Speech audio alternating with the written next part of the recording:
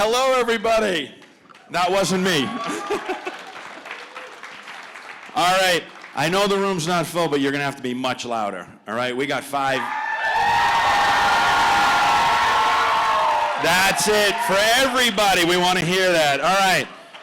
Are you all coming to the panel tonight? Who's not coming to the panel tonight? 6 to 8. Get the hell out of this room right now. That's the one you want to be at. We're reading movie scripts. It's going to be amazing. There's going to be big introductions for that. For this one, we just want to get him up there so you can start talking. First up, we got Gurr from Invader Zim, Ricky Simons.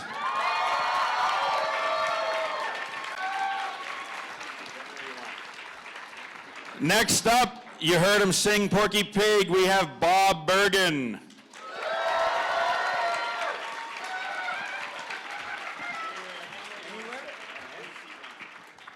Next up, how about Invader Zim himself, Richard Horvitz.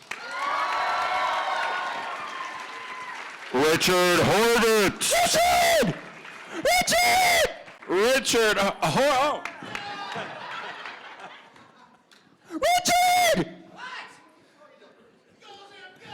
Yes, I am Zim. Next up, Captain Hero, Wacko from the Animaniacs, Jess Harnell.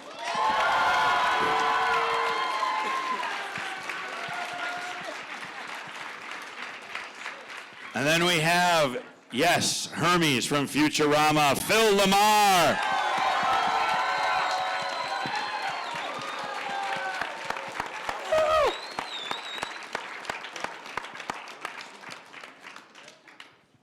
Well, thanks a lot for coming, you guys. See you later.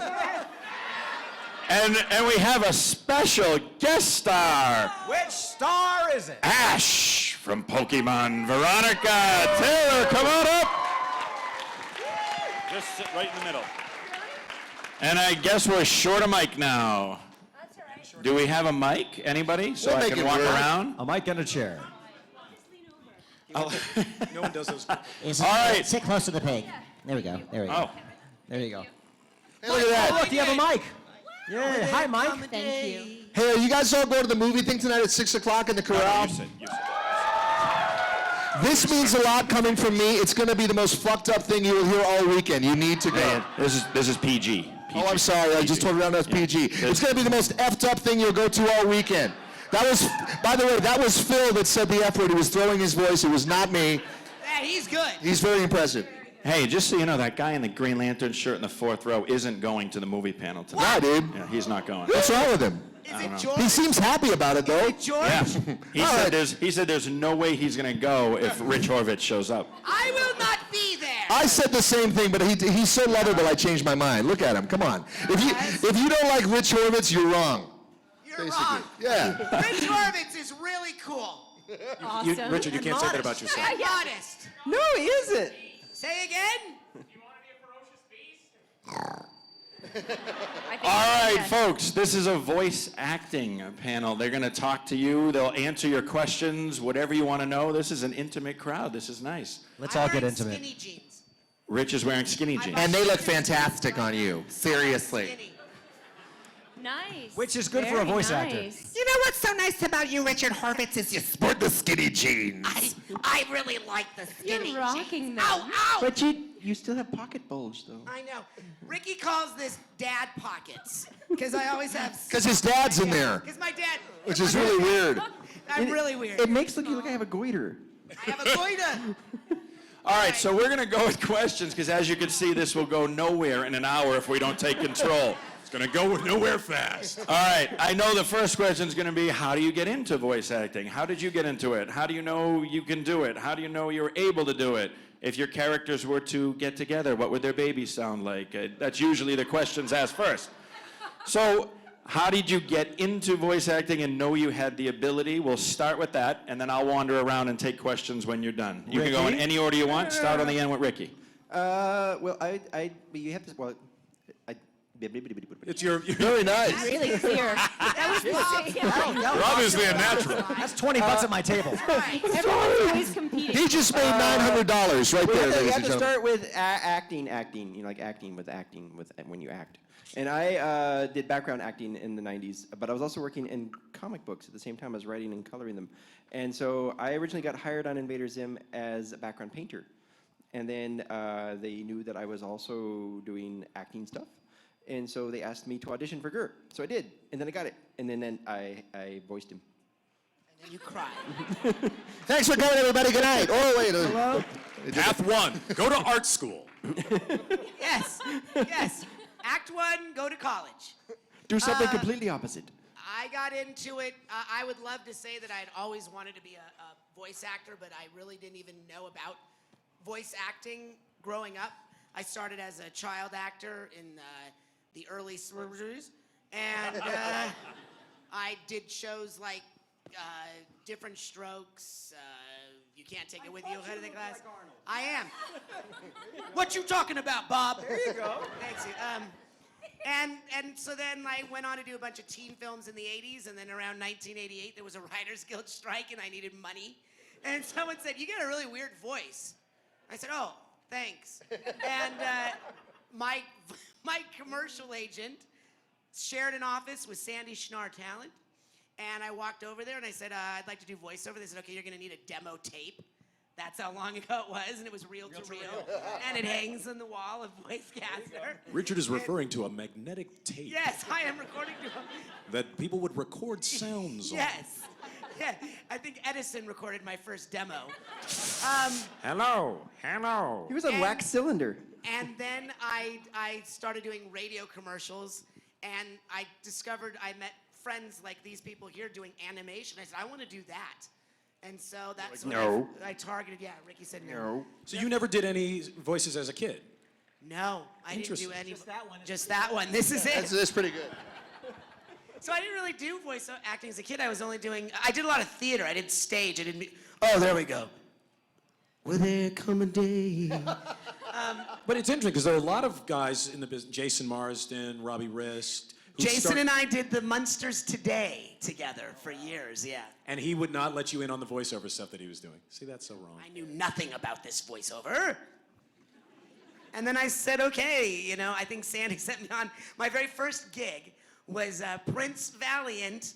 Stu Rosen? Yes, with Stu. Directing? And I was humiliated because it was my very first. Robbie Benson. Robbie Benson, Rob Paulson. And what was the actress, the really brilliant British actress? Oh, Samantha Eggar? I don't think it was Samantha Eggar. I don't remember Anyway, because it I was a so good cast. nervous that Stu Rosen was, you know. Do it again, was but make it directing, suck right? less. So my lines were coming up, and I played like a deckhand on the ship, and my line was like, "Captain, we've swabbed the decks," and so I get to my line like, "Captain, we've swabbed the decks," and everyone busts up laughing, and I'm like, "Oh, I'm good at this. I'm gonna do this. This is my life." And Stu comes on the talk back, and he says, "I didn't realize we hired Woody Allen to play a pirate." I was humiliated. I punched him in the neck. You haven't seen him recently, have you? Thank You haven't lived until Richie Horvitz has kicked your ass, ladies and That's gentlemen. right. That's a fact. That's right. Or just punch like your this. neck. Right. No, Stu's pretty short, so it's not. Yeah, two. He called me that evening. We'll leave it at that. Let your imagination Your turn. go wild. Your turn, Bob. Follow that. That's right. Well, mine's kind of a strange thing because I had a very specific thing in mind. When I was 5, I told my parents I want to be Porky Pig when I grow up, which is true. Yeah, and my mom said, "You can't That be worked Porky Pig, out. you're Jewish." And I didn't know what she meant because we had a Christmas tree next to the menorah, so I didn't know what the hell she meant by that. She meant Porky Pigstein. Exactly. Pigberg. Pigberg. It was kosher pig. Pigberg. Exactly. So my dad moved the family to LA when I was 14, not for me to be Porky Pig. He was cool, but not that cool. He took a job in LA, and I just figured I'm going to call Mel Blanc and tell him, "Look, I'm here." and Now get out of my way. well, seriously. I mean, I seen him on TV. He looked old. And I thought, nobody's offered him a chance to retire, and I thought, nobody else wants to do this but me, so I looked in the phone book, I couldn't find his phone number, and my dad tells me that LA's bigger than Cincinnati, where we came from, and there's a different white page phone book for every street corner, so he traveled all around Southern California, and he got me a stack of white page phone books from Burbank to Malibu, and I'm calling every blank in the book, and I couldn't find him. And so then I thought, well, maybe it's under his wife's name, so I looked under his wife's name, which Mrs. is Blank. Estelle. M. Blank, yes, exactly. And I found him in the Pacific Palisades, and I got him on the phone, and I bugged the conversation, which is completely illegal. Don't do that. And if you go to my website, BobBergen.com, you can listen to my conversation with Mel Blanc, which is completely illegal. Don't do that.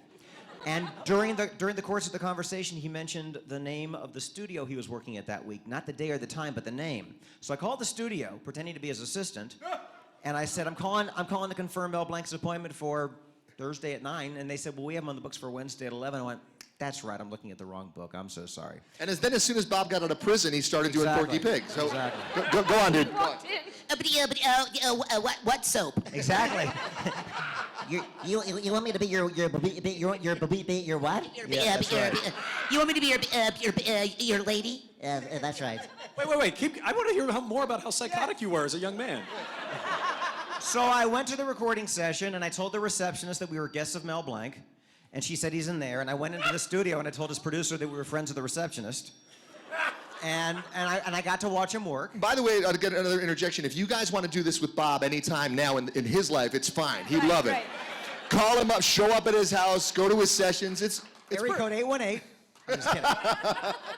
And I realized he was still doing this character, so I called Hanna-Barbera, who referred me to a guy named Dawes Butler, and I started studying voiceover. I studied with Dawes, studied with everybody that offered a class in voiceover, and I was 18, graduating high school, got my first cartoon, which was Spider-Man and His Amazing Friends.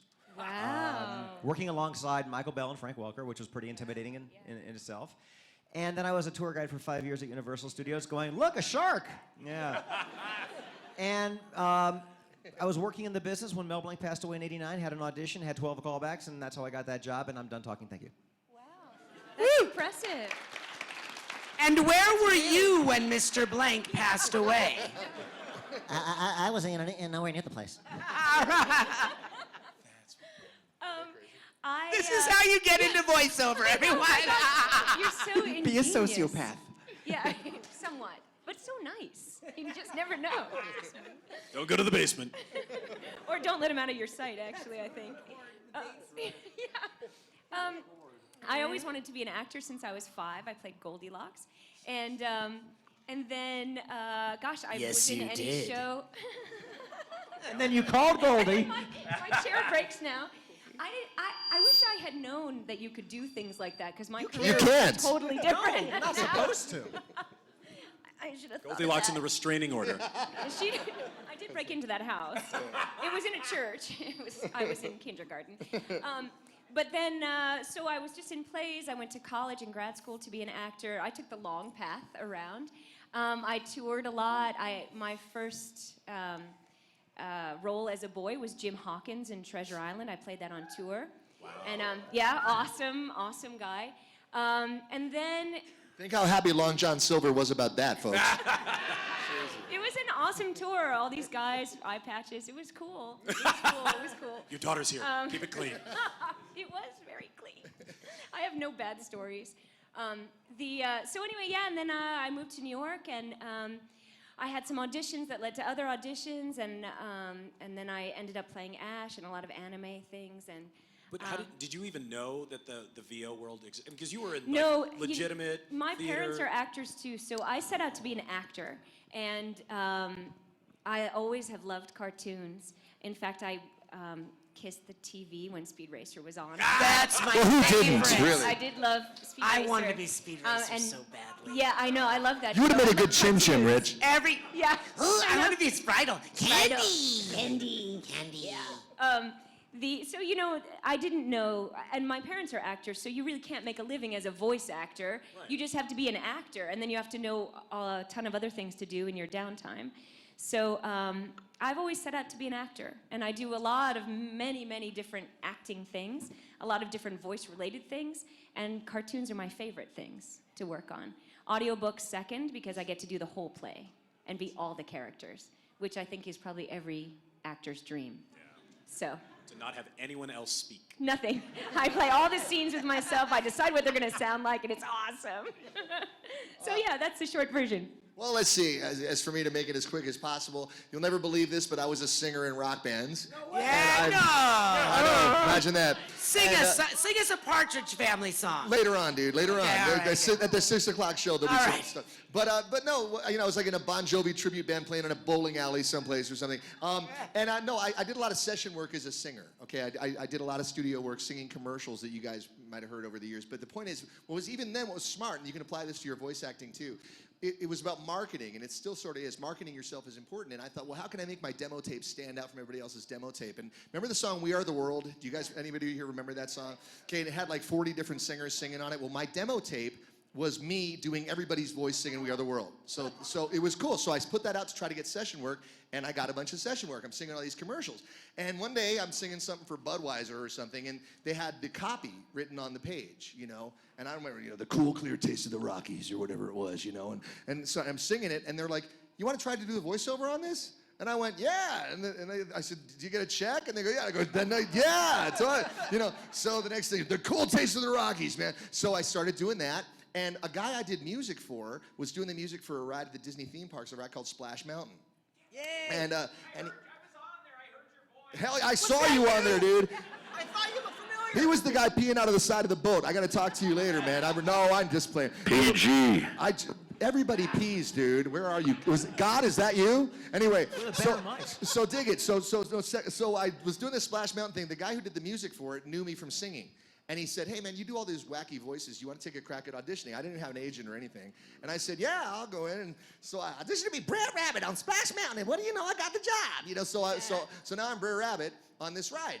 And a year went by, and I'm just singing more. And then I went to do the one for Disney World. And the guy who headed up Disney character voices happened to be at these sessions. And he's like, "Oh, I like you. You're funny." And I said, "Yeah, you're pretty funny, too." So we became friendly. And he said, "We're looking for a guy to do Roger Rabbit because we're having problems with Charlie Fleischer."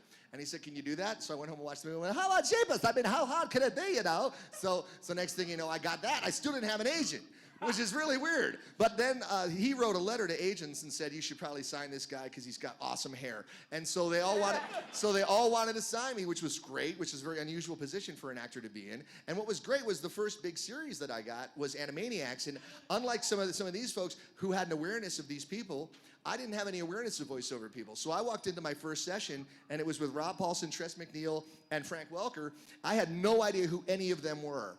And I remember the first thing that I said to Rob Paulson when they introduced me to him after we'd done like a run-through or something, I went over to him and he goes, "Hey, I'm Rob, man. Nice to meet you." And I go, "I think it's really cool how you make your voice sound like somebody that you're not in real life." And that's how our relationship began. And since then, thank you, God, I have worked consistently in It's a Groove, and I get to sit next to Phil Lamarr. So how great can that be? Phil, you're up, dude.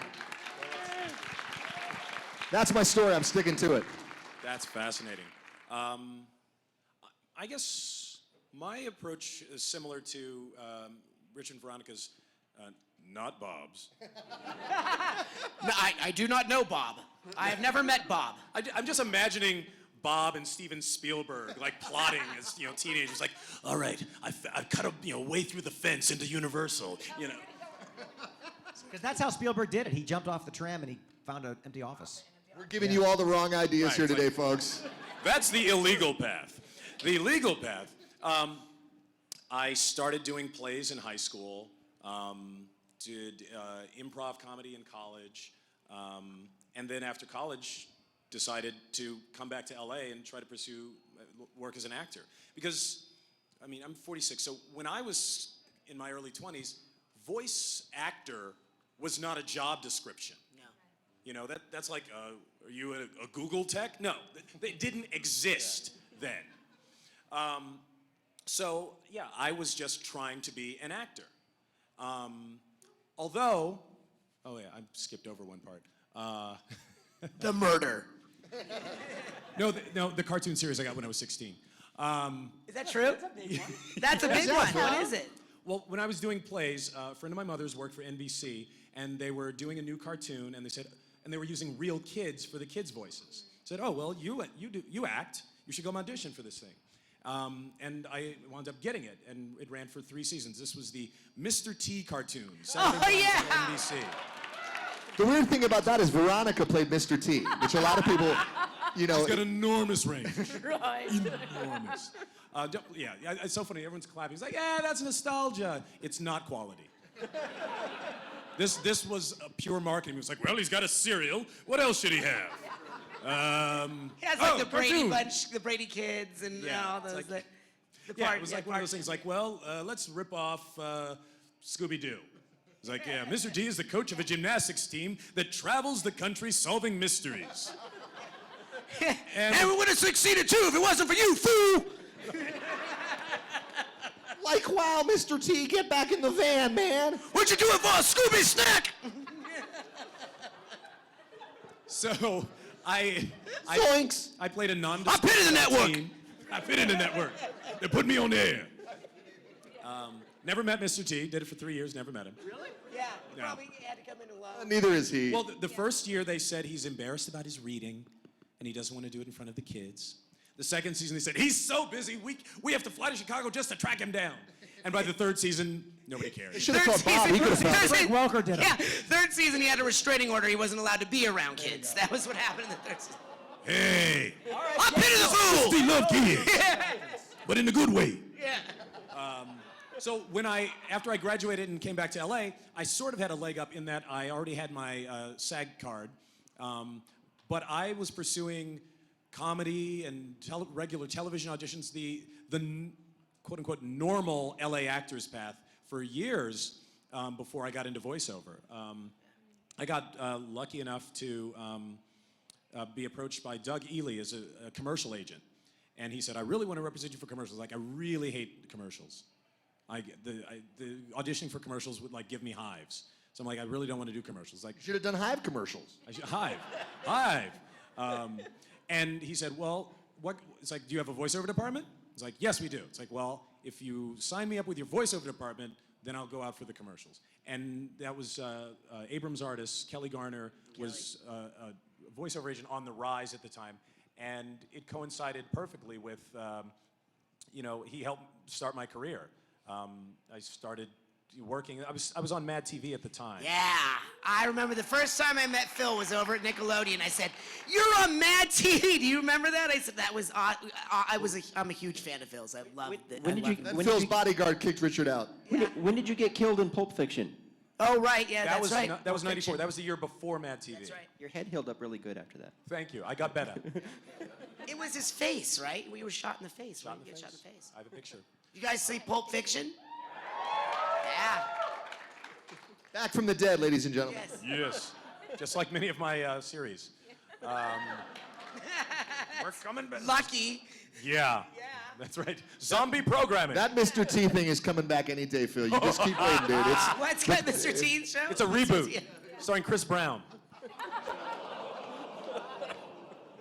Too soon?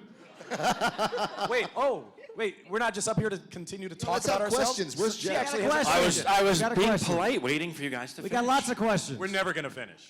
We're voice actors. We They talk for a figured that living. out. This hand was first, right here. Go ahead. Hi, guys. Sing out, Louise. Hi. She has a good Hello. voice. Oh, thank you. Somebody give her $5. That's how you Jeff. get started in Lunch? voiceover. Anybody? Lunch? Hi. It's a pleasure to see all of you and to meet you. I'll just stand up. It is a Hi. pleasure I know, to be Lou. seen. Thank you. Not just so for- my question is, I have 2 small children. We watch a ton of movies and TV shows and all sorts of fun stuff. Being the person that watches those shows, sometimes I don't want to sound really critical because it's not my work, of course, but you can hear when people aren't really into the character and when they're not really enjoying it. And I've heard that voice I wasn't acting. feeling well that day, okay? What? Whatever. Give me You a know what? break. No more excuses. Give me a break. So my question is just for you being in character but not actually being seen in character. What's that like and how do you do that? Because you all do such a wonderful job. How do you get into it and stay in character? And Yeah, I gotta tell you, if you were to watch a session with the sound down and just look at the actors through the glass, you might as well be watching cartoons because everybody gets into it physically. And when you do cartoons for television, you're paid the minimum to play at least two characters. So you might have a two-way conversation with yourself. It's actually like watching live animation. If you physically play the characters, the voice will follow.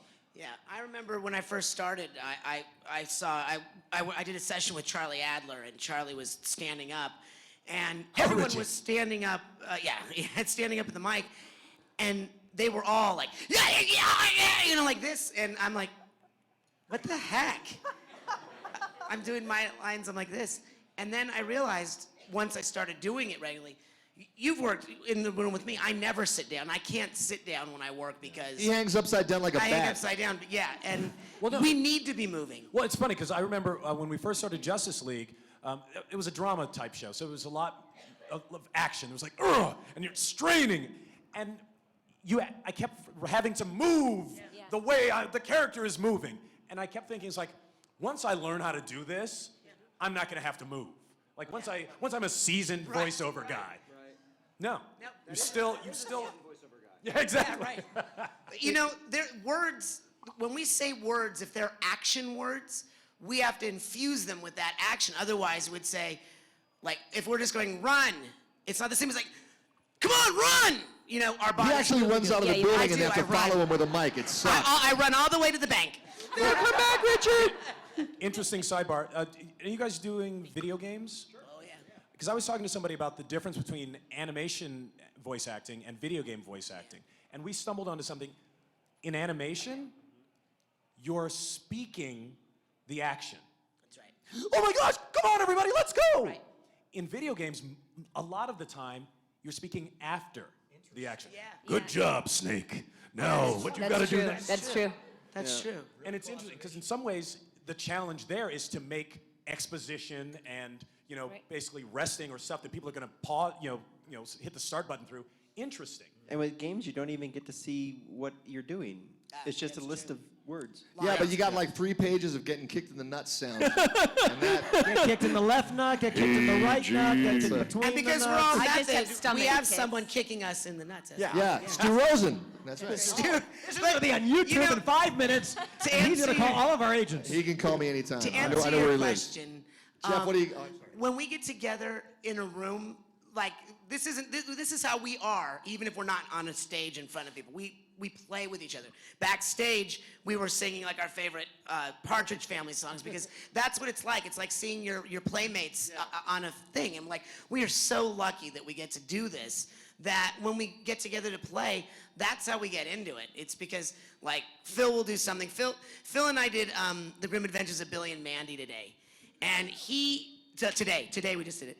We just, And then we went in a time machine and came here. Phil played 2 of my favorite characters on that. He played Irwin's dad, but my favorite character he played was Dracula. And his Dracula was Fred Sanford from Sanford and Son. And it Dracula was... don't suck. Dracula I bite, could Nick. not record when he would be in the room doing it because he'd be like, Dracula don't need that. Dracula don't know what love is. Dracula doesn't dance. God, I would laugh for hours when he would do that. And that's how we get into it. All right, next question. This question is for all 6 of you. What has been your most bizarre fan counters ever? Right now with you, dude. The man with the takeout plate on his head. That's Leonard. I remember Leonard. Hi, That's Leonard. Leonard. Right? Yeah, Leonard, right? Hi, Leonard. This is one of those quickly answered questions. I got bitten by a fan on the wrist. I was signing, and she She bit was me. 14. She bit him on Yeah. the wrist. And she hung on. She wouldn't let go. Pit bull? Yeah, I was signing, Did and you get a shot? she didn't break the skin, but it was like it left a horrible mark, and it hurt.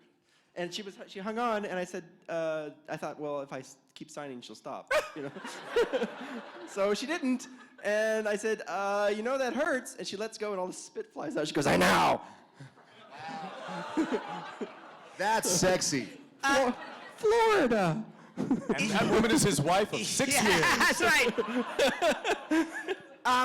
It's hard to pick one, but one of our favorite things is that, fans of our shows often do tattoo sleeves of our characters, and they'll come up, and their whole arm from shoulder down to wrist is That's commitment, man. characters. That's commitment.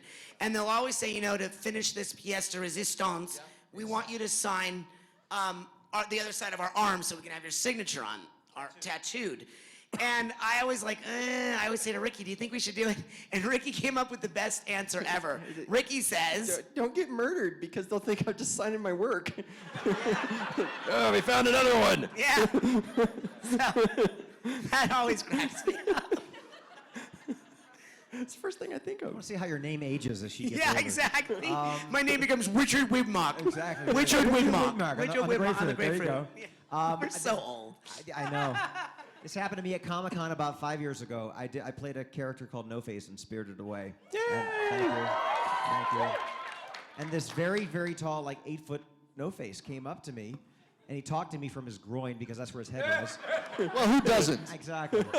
And he said, "Can I take a picture with you with my mouth on top of your head?" I said, "Okay, sure." And so he's there, and PG. and well, I know. And I waited a second. I said, "Are they done?" He goes, "I think so." And he was stuck. He couldn't get up. So That's how I want to remember you, Bob. Exactly. With your head stuck So in I was this. getting a little head from Spirited Away. Yeah. So. Come on, everybody. All right, how about Veronica? So I was stuck on him for about maybe 10 minutes, and we were walking like this way to find someone to take us apart, and That's that was my weirdest amazing. one. That's my favorite That's one. when they took the chainsaw out. And that's what made me Jewish. I don't know, do you guys have weird... most of the people who come to see me are quite tame and lovely. So I don't really have any weird You have a things. day and a half It's left. just yeah, that's true. So come out tomorrow. Signing people's skin freaks me out, though. That's the weirdest thing for me. For me, I mean, just in the interest of brevity, because there's several stories I could tell you, believe me. There was the guy who tried to give me his sister. And no, and literally, I We didn't- can't tell that whole story. I'm not going to tell the whole story, but 3 weeks later when I sent her back, I said, you should be ashamed of yourself.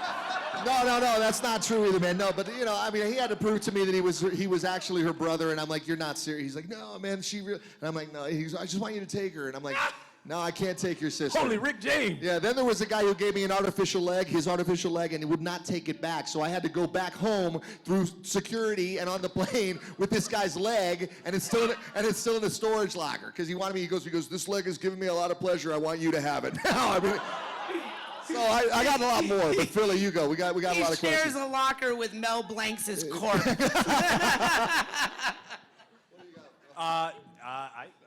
I'm with Veronica. I think all of the fans are wonderful people. So No, nice. no, I remember there was one time, there was a woman, there was a couple who came up. I don't know if there were two people who were together, sort of in costume, like they were dressed up, not as anything that anyone would recognize, but just sort of dressed. And she said, "I love Samurai Jack." I'm like, "Oh, thank you." Yeah, it's like, "Yeah, we both love the show." It's like, "Gotta get back to the past, Samurai Jack. Gotta get back to the past, Samurai Jack. Gotta get back." And she went on That's nice. like a loop so long that I was able to realize, oh my God, she's still going. And then go. She's still going right now, and Phil. then get to the mental place like, I gotta get my phone out. Is there any way I can get my phone out and start taping this without her noticing? But nobody's gonna believe it. And then she was still going. Like I could have gotten to the point where I could have taken my phone out. She's not gonna notice. And then finally the person was like, "Stop it! You're embarrassing me." And now you're embarrassed? But yeah, that's my only. All right, right here. I met Jess yesterday. Hi. Hi, sweetie. Good to see you. And I met Veronica yesterday too. Thinking about Mel Blanc. I'm sorry. And more importantly, he met you. I just was wondering because Mel Blanc was had 1,000 voices. Do you guys have a certain? Because I want to be a voice actor in the future. There are a certain number of voices that you should have or you need to have. Can I tell you a secret about Mel Blanc? He didn't have 1,000 voices. He had 1,000 characters. Mm-hmm. And the thing is, what we all do, between October through December, we're going to play an elf. I can guarantee you, one of us is going to, or both of us. I did the SoCal Honda spot. Richard as is the an elf, angry ladies I and am an gentlemen. elf. I was the angry elf. I'm always an angry something. But you know what? Why is that? But in a couple of months, we're going to be leprechauns. It's That's the same right, voice we're with an gonna be Irish leprechauns, accent. that's So the true. thing is, you change, you just tweak, you just add, you just layers. But Mel Blanc was also an acting genius. Yeah. I have something I want to say because you were so sweet yesterday. There's two things, and this is for everybody here who wants to get into voiceover, okay? These are two universal things. First of all, a lot of people come up and they say, I really want to do this, man. I really want to do it, but it's so hard to break in. It's so hard to break in, right? You know, a lot of people feel that way. Here's the thing. Every single one of the people you see up here broke in. We were on that side Every single one of us. So if we can break in, especially me, then you can totally break in. You know, okay? So yeah. that's the first thing. And the second thing is, and this is also important, you might be sitting there right now going, you know, all these guys, you know, they do a million voices, they can do all these impressions, and they can do all these characters. I really just do this. This is all I got. Well, if that one thing that you have is interesting and cool and unique, that's all you need, man. Seriously. So it's like, how many voices do you need? You need as many as you have, as long as they're good voices and they're backed up with good Yeah. characterization. And you can commit to it. Yeah, that's it. This is, You know, we never start with the voices. Like people, when we get our scripts, we don't go, okay, what voice am I going to do to this? We don't think that way. We think of just story first. The way we would approach the character, the way we would approach anything, whether what's the it's writer trying to stage, say? yeah. Voice acting is a little V and a real big A, you guys, for real. Seriously. That's where your acting training comes in, because you also have to create the whole scene around, they say, it's woman 30 to 50, nice, funny. Yeah. So what do you do with that? Do you hate that when they don't have a picture of the character? I hate when they Right. don't have a I will picture. tell you the one thing that like offends voiceover actors more than anything, when people come up to us and say all the time, do you wish you were doing real acting? Or they'll come up and they'll say, oh, I love your voiceover work, but do you do acting anymore? And that drives us nuts because we go, yes, I those did. people. I just played Lowe's employee number 3 in Crazy Stupid Love. But I gotta tell you Thank something you. else, guys. When you have an audition for animation, you've got isolated wild lines. Oftentimes, the other character's lines aren't there. As an actor, you have to imagine what the other character is saying, where you guys are, what your relationship is. That's acting 101. That's not cartoon acting. That's Yeah. just acting. Bob brings up a good point. The way what I equate cartoon or animation acting or any voiceover acting to is, if you remember the old Bob Newhart routines, that is what we do in animation. He would pick up the phone. You don't remember that? You guys know who Bob Newhart yeah, is? he's- You guys know Bob Newhart? Okay. That girl does. Okay, good. Yeah. So he used to do all these routines where he would pick up the phone or he'd be on the speaker with someone who wasn't there, and based on his responses, you knew what the other person Right. was saying. That's what we do when we're not together recording. Well, here's an acting tale. On Samurai Jack, most of the episodes I did were with Mako. For those of you who don't know, Mako played Aku. He was an amazing actor. He did Pacific Overtures on Broadway. He spanned the gamut. And he also had this amazing voice. You know, heavy Japanese accent, incredibly deep texture. You know, Like mine. like Richard. Very, very similar. And usually, you know, he would just do Aku. And there was one episode where they cast him as a second character. And I'm like, and I'm thinking to myself, does this character turn into Aku at the end? Because, I mean, his voice doesn't really blend. And they said, no. I'm like, okay. Thinking to myself, like, well, if you need this revoiced by the end of the day, I'll stay an extra 5 minutes. But what he did, it wasn't about masking his voice. He approached the character from a completely different perspective than he approached Aku. He would do Aku like this, and he would,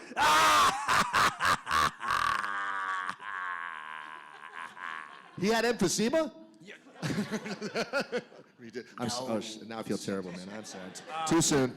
But then he took this other character, he pitched it up slightly, you know, and he played the character. It was still his voice, but it was a completely different attitude. It was a low-status character. And when you watch the cartoon, the final episode, you can't tell that it's him. You know? All right, we're on borrowed time because they're cutting us off, but I got 3 people who had their hands up the whole time. Can I add one little thing real fast? If you guys go to my website, BobBergen.com, I have a tutorial of how to get into animation voiceover. My email's there too. Pop me notes. I'll be happy to talk to you. All right, the questions are, and one quick answer from each should give. Jewish. Each you answer one. We have, what do you do to not blow your voice? We have, Don't do games. don't do video games. We have, what was the hardest part of your journey to being a voice actor? And the last one back there was, how do you feel about sequels? vocals. Yeah, exactly. Well, I think for the voice thing, it's breath control. And also taking classes, learning how to use your voice. And if you place the voice in the correct place, I can do Ash all the way down in here and it's really rubbing. But if I can place him in a different spot, then it's popped up and not in my vocal cords. I'm gonna tell a secret, then if you just gets mad at me, I'm sorry, buddy, but we'll do some group stuff or some animated features where it's the big screaming arena scene, and everyone's screaming, and Jess and I are standing in the back going like this.